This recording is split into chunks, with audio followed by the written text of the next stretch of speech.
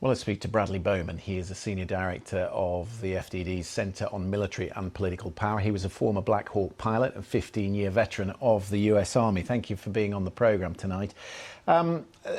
We are being told that the ceasefire talks went on Sunday and Monday, and the latest proposal that Hamas agreed to was made to the Israelis on April 27th with no changes to major parts of it. So what do you think the disagreement is tonight?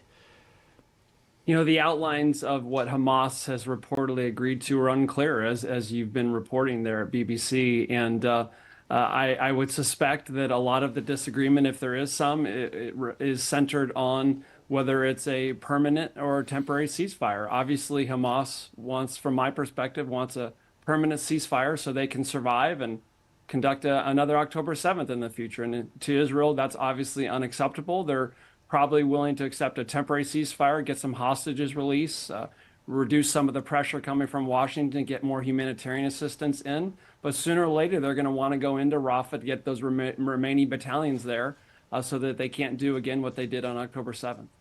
But the problem, as the White House would see it, is that if there was an expanded operation in Rafah, then all the potential that there is in this proposal would disappear, not to mention the day after proposals they've been talking about with the Saudis.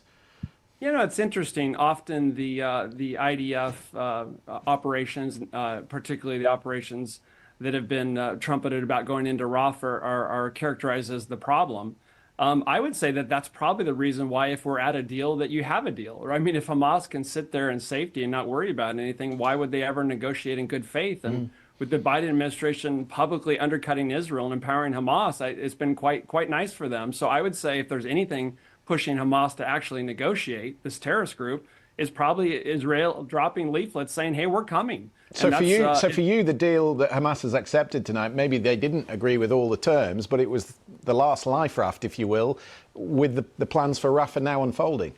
I'm simply suggesting a hypothesis that I think withstand scrutiny, that Israeli military operations are one of the reasons why, if we get a deal, that we got a deal. I mean, it seems kind of logical. Why else would Hamas negotiate in good faith when Israel is increasingly demonized and isolated on the international stage, and its best friend, the United States, is joining the gang circling Israel in its moment of vulnerability and danger? Yeah, put that to one side, though, for a second. The ball most certainly now is back in Prime Minister Netanyahu's court. And as our international editor, Jeremy Bowman, was saying, there's a certain amount needs to be discussed in Washington now that puts a lot of pressure on Joe Biden. He's delivered a proposal which Hamas have accepted.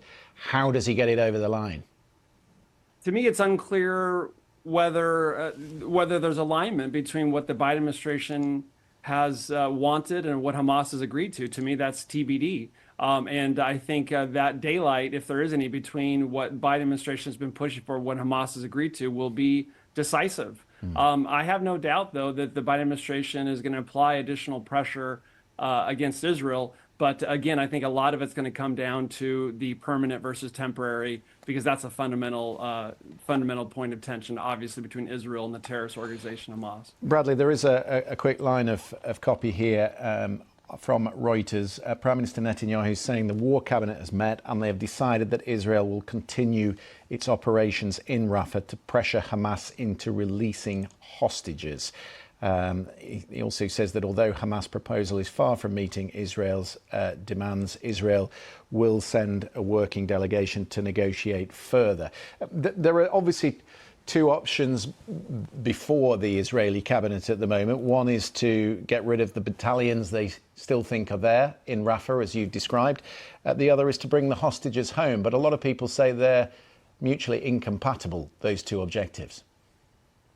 Yeah, I'm putting forward the suggestion that I don't think they are. I think Israeli military operations, the actual conduct of those operations and the threat of additional operations applies pressure on Hamas to deal in good faith, as much as a terrorist organization can do that. And dealing in good faith means at least a temporary ceasefire and the release of some of the hostages. So they keep getting framed as in tension with one another, and I'm not sure I understand that argument.